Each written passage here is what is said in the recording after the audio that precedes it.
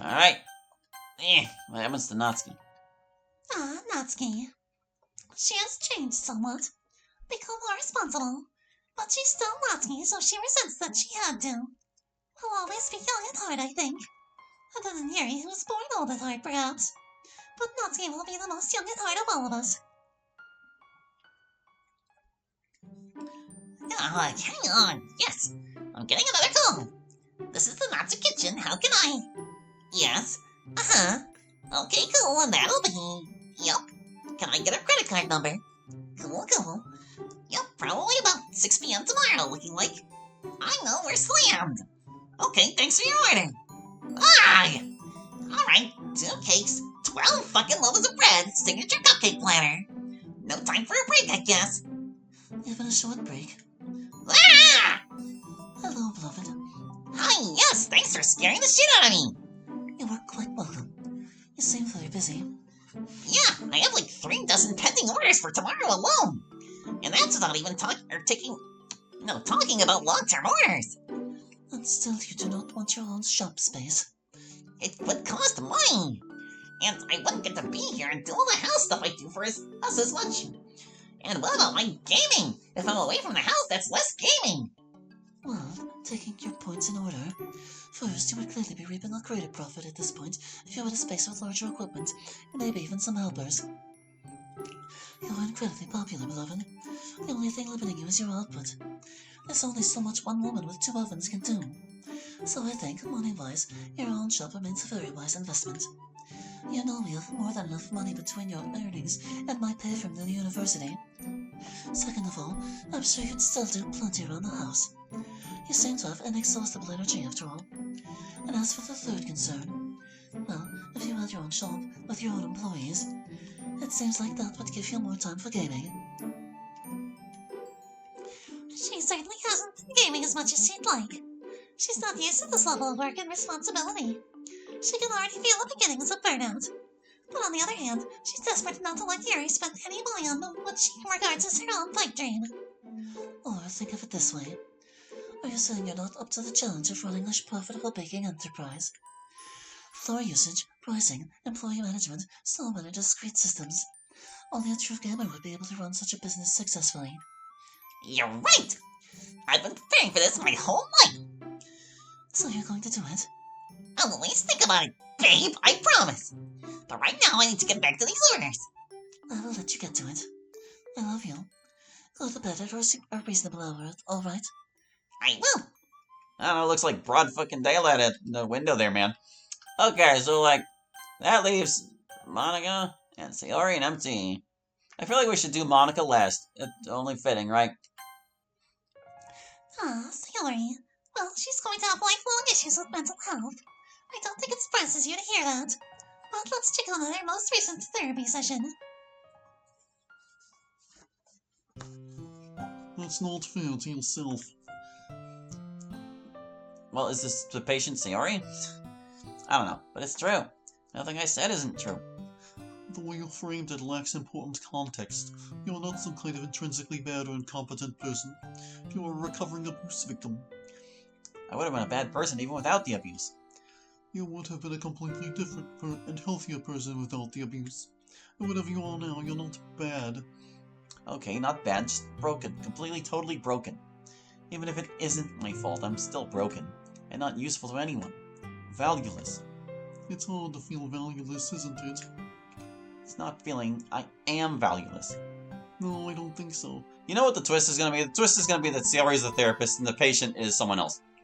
I don't think work with valueless patients. You do so much for the people around you. If they were here, they would tell you that you have a lot of value in their lives. I only do things to help people because I know I'm valueless. I'm pathetic, and if I don't go out of my way to help other people, they'll just get rid of me. But there are some people who choose to stay in your life and get nothing from you. You have friends who don't get gifts or romance or anything of that from you except having you in their lives. And they like that. Right, and I give nothing back to them. Like I said, valueless. So if you do things for your friends and loved ones, it's just you being transactional. And if you don't, and they stick around because they just like you, then you're terrible because you give them nothing. Again, it seems just a little unfair yourself from my perspective. But sometimes that's how it can seem. Like it must be that anything you do or don't do is the wrong thing. Yes, you feel deep down that you're the problem with the world. And so anything you do, whether it seems good or bad, will work out bad in the end. And must come from some evil motive even if it seems good. Yes, that's exactly what it's like. How did you understand all that? Well, I am a professional after all. Now, in the future, I want you to pay attention to how people in your life treat you when they don't stand to benefit in any measurable way. When someone you know well isn't going to have you pay for a dinner or give you a gift or do you a favor, how do they treat you? I want you to pay close and honest attention to situations like these. And I want you to know some people choose to spend time with you or be nice to you even when they get nothing out of it but your continued friendship.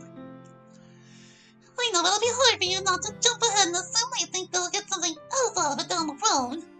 Or to think that you're still this awful construct of yourself you have in your head. You're just tricking them or something. But notice when other people make the determination that you're worthwhile. Let that register. Even if you want to argue with it, acknowledge it. That'll be your homework for next time. Called it. Called it one text box ahead. Anyway, MC. You know, I thought at some points that I might want to be a lawyer. But the more I spend time with him, the more I think MC might end up in that field. Not as a lawyer, but... Ah, It's been a long day for him. you there, Bun? In the kitchen! The kitchen? She's not usually to be found in the kitchen unless MC is cooking. Yeah, come on in! How was your day? Pretty grueling. The attorney wanted some cites on a motion for summary judgment he's working on. But I also still need to finish the existing motion for sanctions I'm working on in another case. That's tomorrow night. So I thought I was going to be able to finish that today and hopefully be able to take it easy and not be home super late tomorrow. But because I had to put everything on hold for those sites, tomorrow is going to be another rough day. Oh, sorry, Bun. That's okay. I'm just glad you're home now. How was your day? Great. I mostly just had to catch up on notes. So I thought I'd come home early. And get a meal ready for my wonderful hard-working husband. Really? You made all this? Oh no, I bought it as takeout. And an excellent job you did of buying it as takeout, sweet wife. You're not mad that I can't cook like other wives, are you? We've had this talk 1,000 times, Bun. You are completely perfect exactly the way you are. Delicious. Great choices on what to pick up. Thank you. See, are you happy? Bun, like I said, there's nothing wrong with you. You make me incredibly happy every day. Oh, I don't mean like with regard to me. I feel good about us. Oh, well, that's good. Yeah, but I meant at work. Maybe I should go to law school like you wanted. Then you could be the one making the unreasonable demands. It's tempting, but no. If you think I'm stressed now, you should see what the attorneys have to go through. No, that's way more stressful. I think it's the same with my job as it is with you.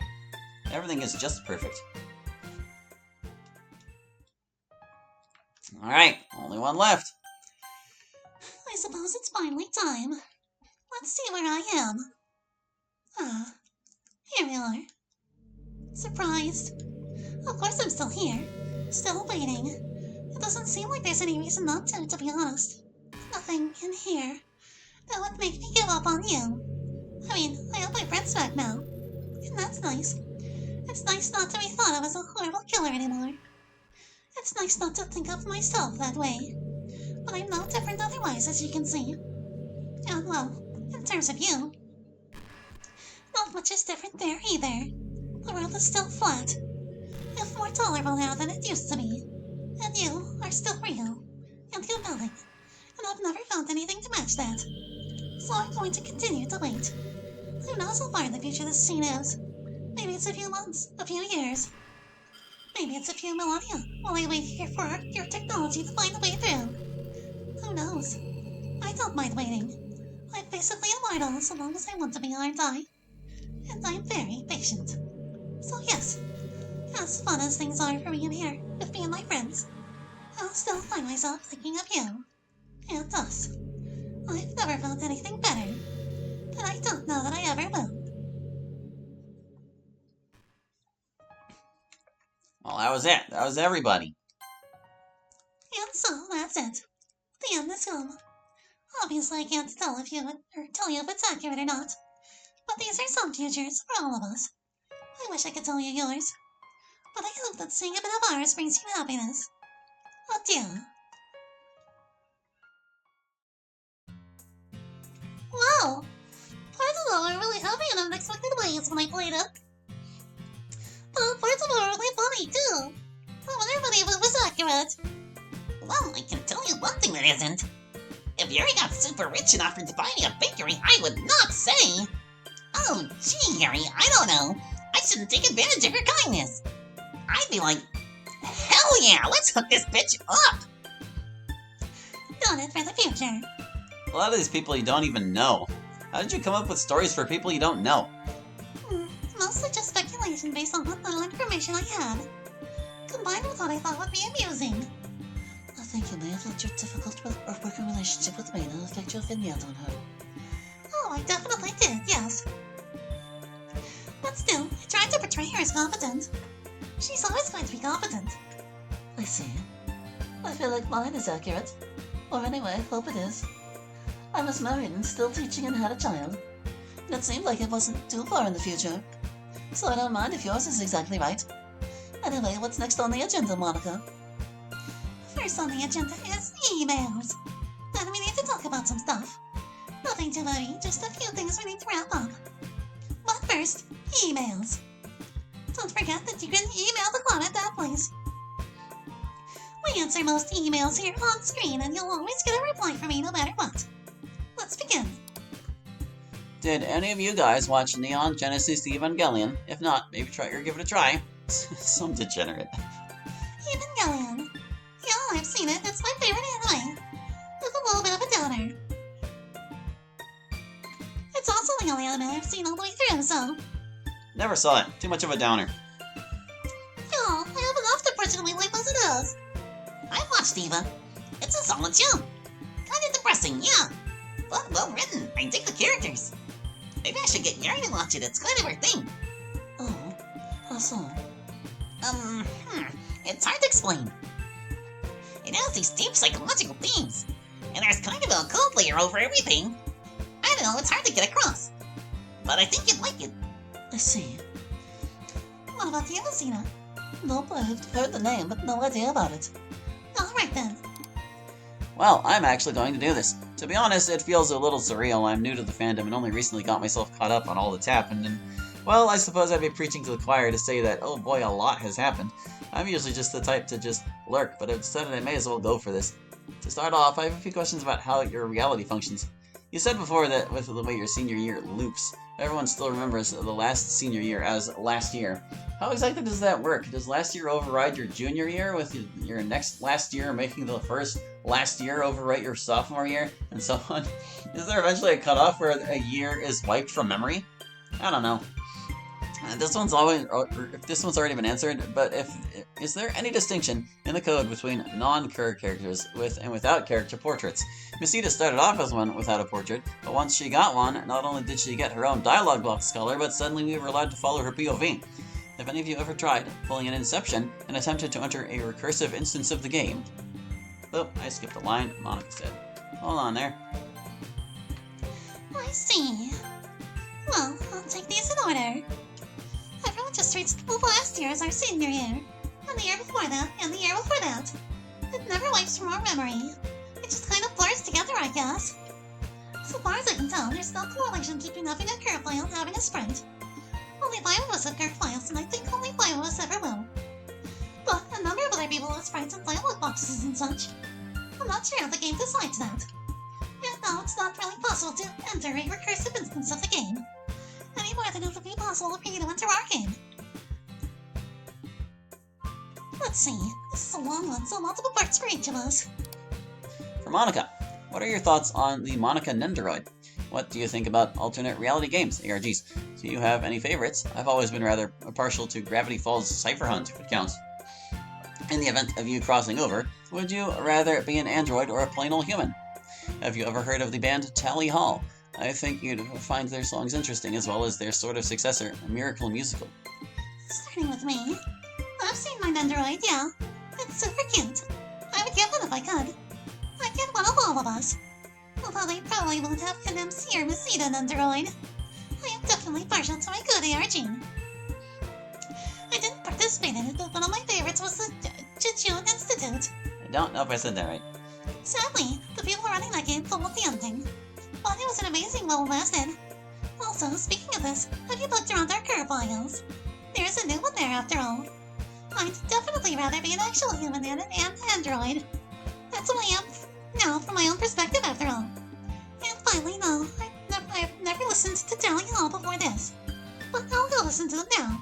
Alright, hold on a second. She said there's a new curve file in that just makes me curious. Let's go see. DDLC. Club Meeting Season 3. Characters. I mean, there is MC.cur, I guess, but, yeah. I don't know if his is actually a thing. Let me just see. Let me try changing it into a TXT file. Can I do that? TXT. If it's not a TXT, then I'm out of ideas. Text document. Alright, so it's probably not a text document because the whole thing is just a big jumble of letters. I don't know what MC.cur is actually. Oh well. Oop. Oh, my controller is acting up. I love recommendations from you guys. Controller now! It just crapped out while I was moving it. Oh, thanks. Oh, I should probably read this, huh? For Sayori, I gotta say, amazing job on Natsuki Quest. Great writing and all. Really enjoyable gameplay. Also, I like how Natsuki's self-esteem is an item you can use on things. I don't think I want to even imagine the Renpai wizardry that went into making it. Yeah, it was really hard. I can see why I was late with it. Fortunately, Monica helped you with the really hard parts. I'm glad you liked having Natsuki's self-esteem as an item. It was her idea to put that in. And it was my idea for it not to do anything. Glad you liked that.